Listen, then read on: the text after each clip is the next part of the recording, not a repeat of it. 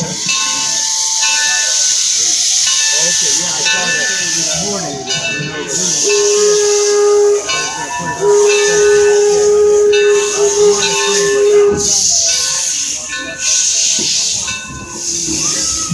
Greenfield Village is divided into 5 historic districts. The Henry Ford Model T district is first on the road. This way you can enjoy a ride on the authentic Model Ts in the interior of Greenfield Village.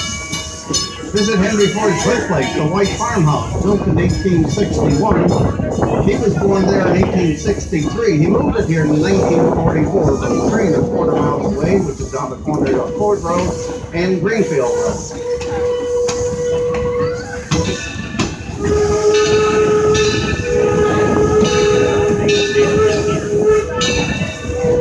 Main Street District is where you can visit the Wright Brothers Home and Cycle Shop. They're authentic buildings coming to us from Dayton, Ohio, built in the 1870s. Learn about the beginning of aviation there. Visit Mrs. Cohen's Millinery Shop in downtown Detroit, built in the 1880s. Next to her is the H.J. Heinz Building from Sharpsburg, Pennsylvania, built in the 1830s. Sir John Dennis Sweet Shop, a little farther down Main Street from London, England. Behind the Ford Motor Company on the left is the loading dock for the Model T ride.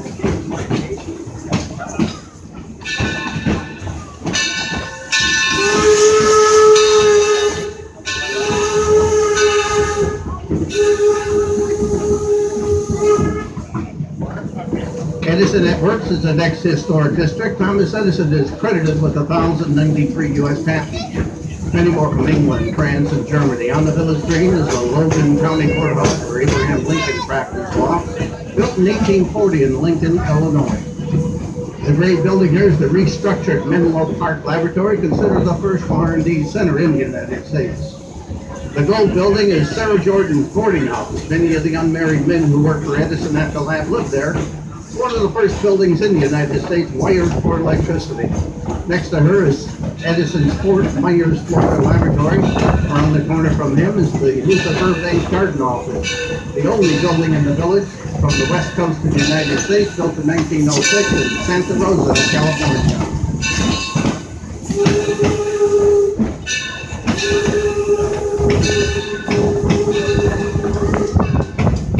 The 1832 Ackley Covered Bridge comes to us from southwest Pennsylvania over the Wheeling Creek. This is the entranceway in the Fortunes and Pilots District, where you can visit historic homes such as Noah Webster's 1823 home from New Haven, Connecticut. Stephen Foster's home, Robert Foss, built in 1830 in Ann Arbor, Michigan. The Maddox Farmhouse, the Hermitage Slave Quarters. Right across the pond here is the Edison Homestead, where Edison's great-grandparents lived in Vienna, Ontario, Canada. Up the sidewalk and to the right, the sandstone complex is the Cotswold Cottage, built in 1619 in Chancellor County, England. We'll be stopping directly ahead here. Our first of 2 stops in this round trip is Susquehanna Station. If you choose to get off here, I'll be back in 30 minutes to pick you up. Remain seated, please. I'll let you know when it's safe to exit. Do keep in mind the stamp on your hand, your wristband, your ticket will get you back on the train at any of our 3 locations all day long. It's safe now to get up and exit to the left. If you're leaving, please look around, make sure you don't leave anything behind. At the far north end of Greenfield Village, it's at the top of your neck. The white building here is the Susquehanna Plantation, built in 1834, comes to us from St. Mary's, County, Maryland, on the Patuxent River. It was 700 acres of tobacco, wheat, and corn. The rust-colored building is the oldest American-made building in Greenfield Village, dating to the early 1600s. The Plimpton House, where Mr. and Mrs. Plimpton raised 7 children in that small building in South Sudbury, Massachusetts. The windmill is considered the oldest in the United States, built in 1640 on Cape Cod. It was a gift to Henry Ford by his National Wheeler Association in 1936. And the new building next to it, the Jacket Farmhouse, dating to 1754 from Andover, Connecticut. Stop back and talk to the people inside there in period clothing. They love to talk about life in the country here before the American Revolution.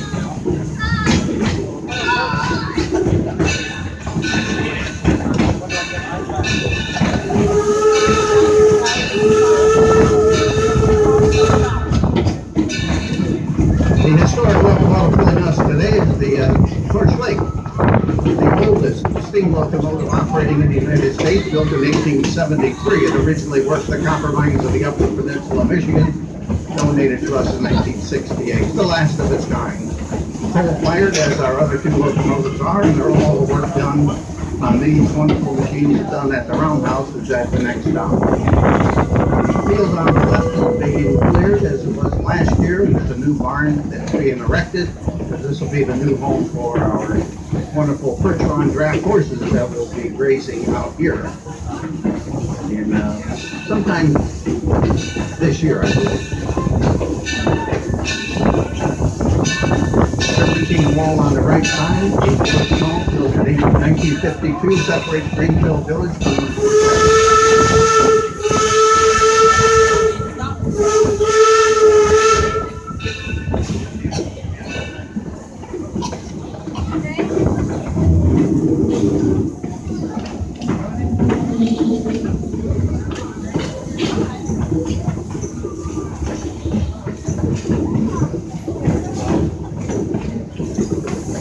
Area we're going through now is a wetland and wildlife reserve.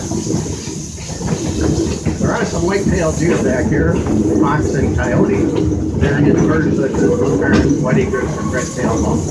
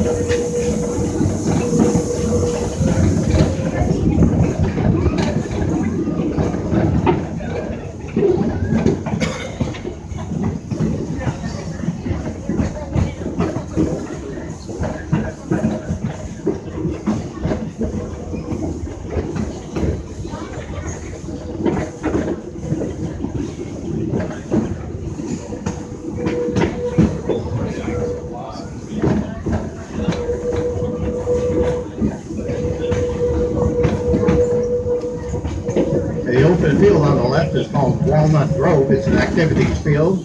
Throughout our season, we do many things in Far Dog here, such as Civil War remembrance, motor muster, salute to America, with the Detroit Symphony Orchestra, historic baseball every Saturday and Sunday in the summertime, Old Car Festival, a lot of activities out here in park. The houses on the left up the hill are still part of porches and parlors. The red brick building is the Noah Webster home. In the large complex we're approaching, the yellow one, is the Henry Ford Academy. It's a charter high school. Over 525 students attend. They're selected through a lottery system if you live in Wayne County. Graduation rate exceeding 95%. The curriculum focuses on science, technology, engineering, and mathematics. The upperclassmen have classrooms in the Pullman cars we're approaching. The ninth graders are in the indoor museum. When Henry Ford opened Greenfield Village in 1929, he wanted to convey the inspiration of the American genius to the children. For Henry Ford, it was always children first. They could be seen with them in the classrooms and on field trips. He wanted to inspire them through America's traditions of ingenuity, resourcefulness, and innovation. And we continue to carry that out today at Greenfield Village in all of our venues.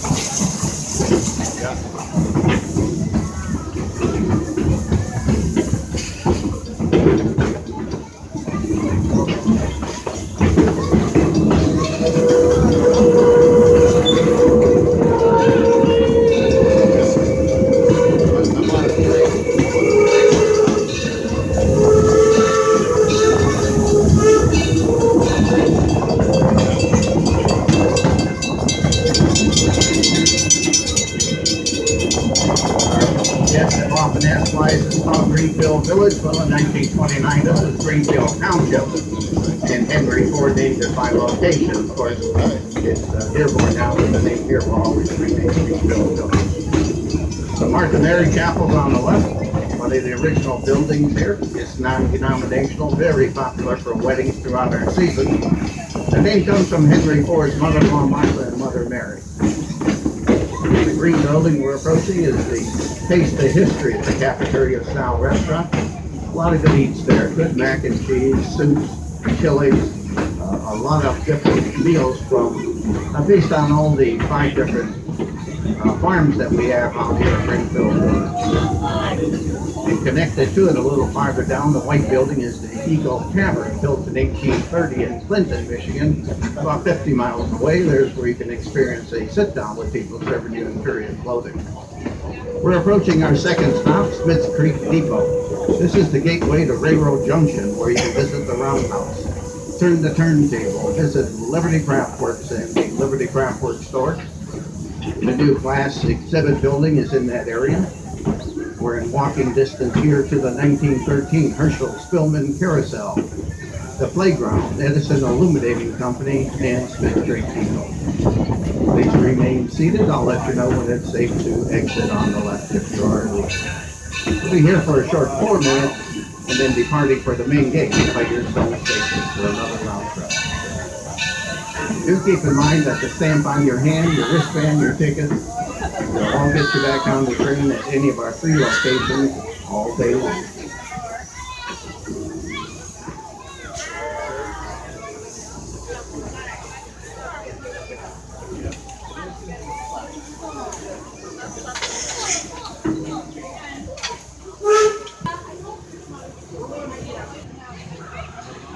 Then place them till. Please hold them or have them in your reach. Remain seated till we come to a complete stop. Keep arms, legs, and head inside the car. No eating or smoking. Thank you.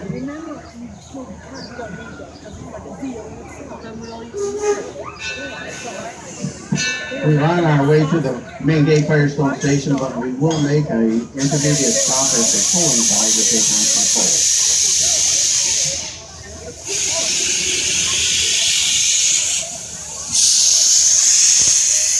Smith Creek Depot is one of the original 28 buildings here in Greenfield Village when it opened October 21st of 1929. The authentic train depot come to us from Smith Creek, Michigan, about 65 miles northeast of here, just outside of Fort York. Stop back, talk to the presenter. That person will tell you all about life on the Grand Trunk Railroad during the American Civil War and the connection with young Congress editors.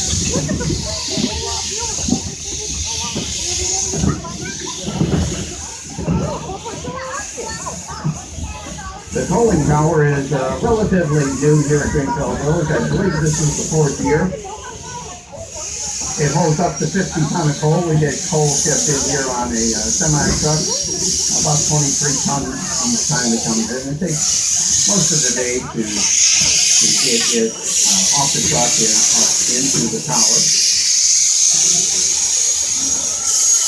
There is a half-ton bucket on the back side of the tolling tower. And there's a pit where you can see the safe area.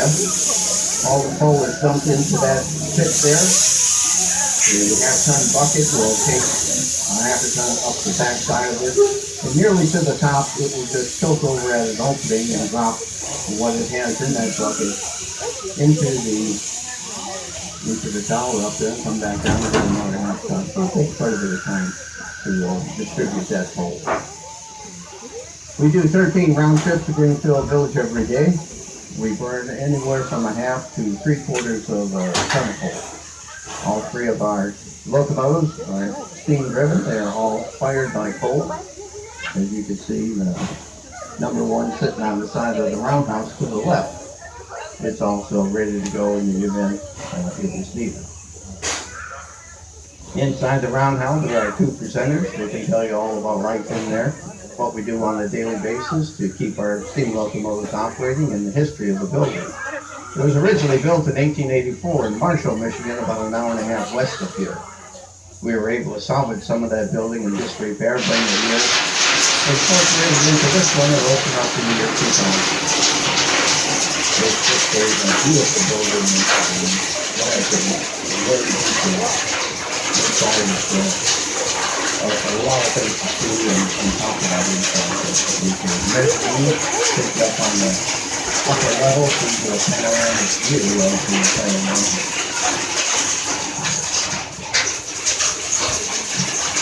The turntable out in the front It's demonstrated 3 times today. It weighs about 42 tons. It's all hand operated. So whatever you put on top of it will fit at 42 tons. That's the number one there. Once it's down there, they have another 25 tons. So you need to obviously put by hand in order to get it in or out of around that system the way it was manufactured.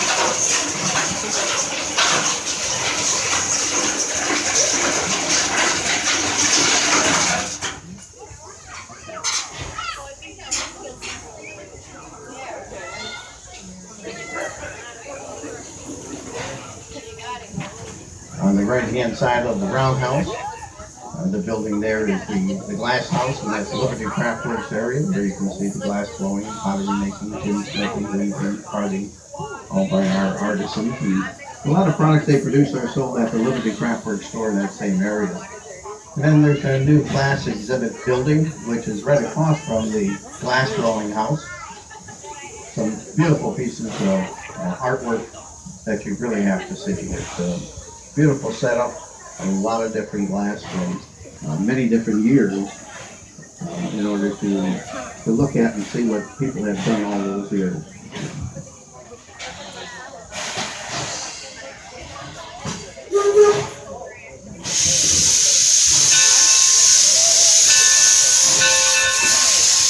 Then we got our load of coal for the rest of the day. We're on our way to the main gate Firestone Station.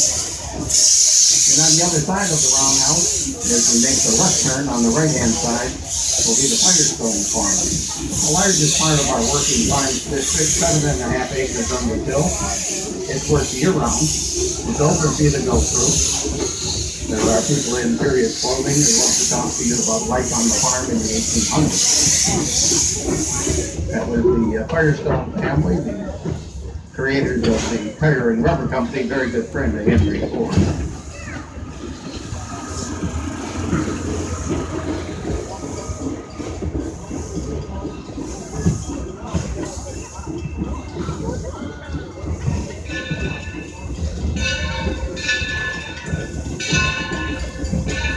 On the other side of those evergreens is the back side of the craft area, Liberty Craft.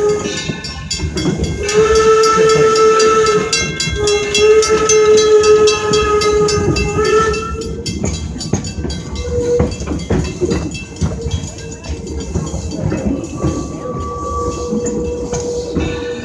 in the red building on the left side of it, not working anymore,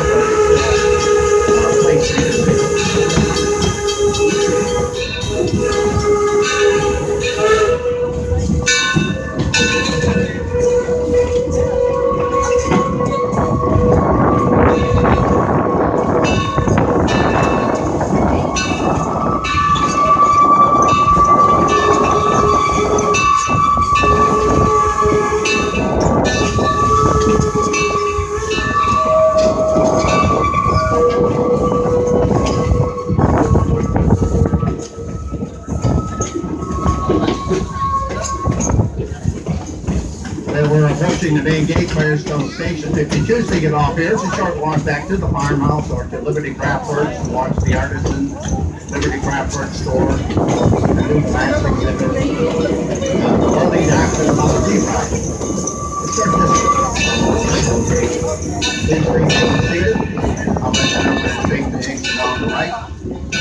Do keep in mind the stamp on your hand, your wristband, your ticket. They'll all get you back on the train, and they give our 3 locations all day long.